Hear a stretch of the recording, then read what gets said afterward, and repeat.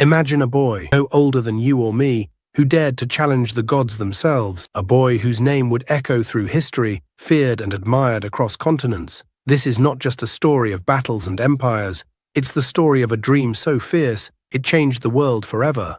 This is Alexander the Great, the boy who conquered the world. Born in 356 BCE in the ancient kingdom of Macedon, Alexander wasn't just any prince. From the very start, he was surrounded by expectations heavier than the armor he would one day wear. His father, King Philip II, was a ruthless king who had unified Greece under his iron rule. His mother, Olympias, whispered legends of divine bloodlines, insisting Alexander was a child of gods. But here's the kicker.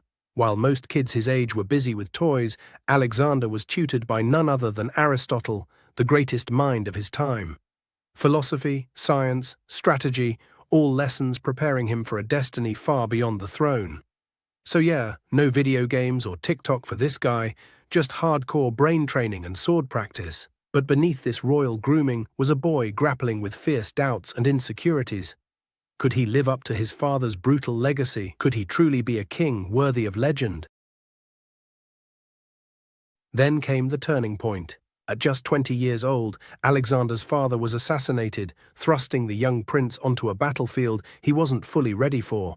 Most would have crumbled under such pressure, but Alexander, he stepped into the lion's den and roared louder. With an army half the size of his enemies, he embarked on what seemed like an impossible mission, to conquer the vast Persian Empire, the superpower of the ancient world. How could this young boy, no older than some of you watching, face armies that stretched across continents? Here's a question. If you were him, standing before thousands of battle-hardened soldiers, would you charge forward or run screaming? Alexander charged forward. At Granicus River, Issus and Gaugamela, battles that defied logic and turned the tides of history, he fought not just with weapons, but with wild genius and unbreakable courage. His tactics, unpredictable, his leadership, inspirational, his ambition, insatiable. But victory was just the beginning. The true test was what came after the battles. After conquering the Persian Empire, Alexander didn't stop. He pushed east, into lands no Greek had ever dreamed of reaching, India, the edges of the known world, where myths blurred with reality. But even heroes have limits. His men grew tired, their spirits frayed. The boy who conquered the world faced the ultimate enemy: doubt and exhaustion. Would Alexander turn back or continue into the unknown? Spoiler alert, he didn't just turn back. Imagine telling your squad, "Hold my spear, I'm going for a world record." Yeah, that was him.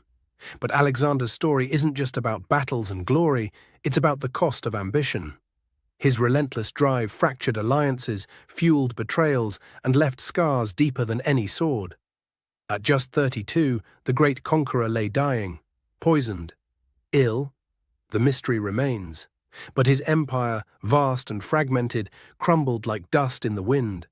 So what made Alexander truly great?